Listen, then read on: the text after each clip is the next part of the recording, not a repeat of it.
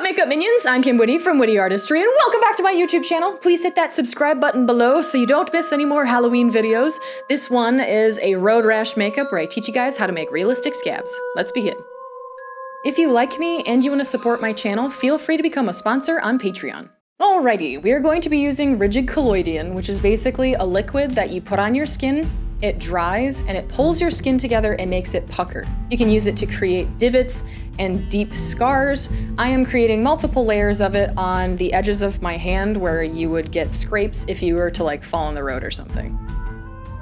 Now that I've created the puckered holes, I'm going to be creating the Scabs substance. This is a mixture of little bits of cotton fibers mixed together with liquid latex. So basically I'm ripping apart a cotton ball just to get all the pieces nice and fluffy. Getting out some liquid latex, getting something disposable, and I'm dabbing on the liquid latex on the inside of where the puckers are from the rigid collodion. Basically, the rigid collodion is going to look like, you know, how when your skin's healing and it's sucked in, we're creating that effect. Then just take a little bit of the cotton fibers and start smushing them into the liquid latex.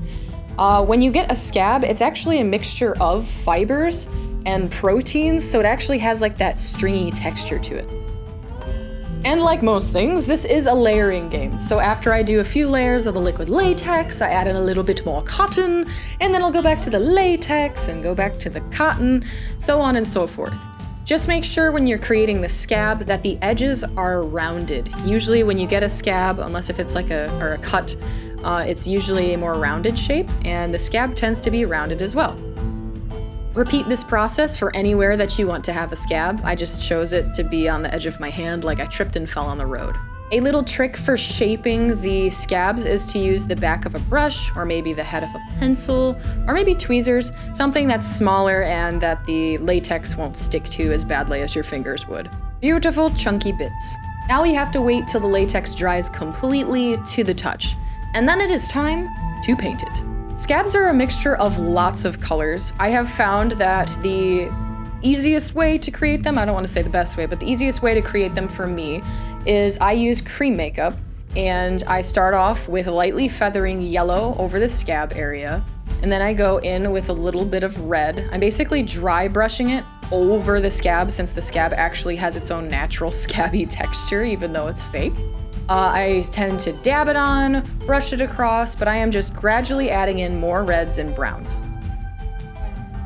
And just as a rule of thumb when coloring the scab, I tend to brush most of the color across the scab, and then I put in the dark colors on the most receded areas of the scab.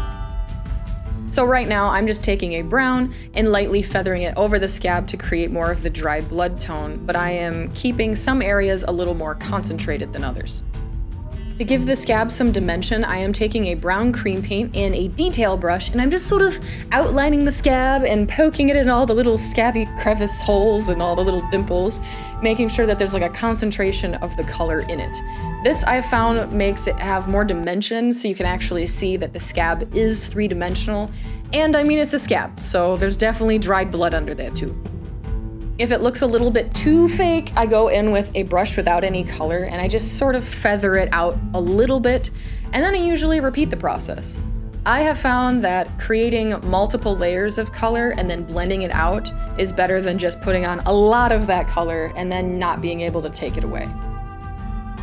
It sort of looks like I'm creating an isthmus of islands on my hand. Feather out the edges. Gently feather it out with a brush without any color again, apparently for a very long time. Darken the deepest crevices again with your red and brown.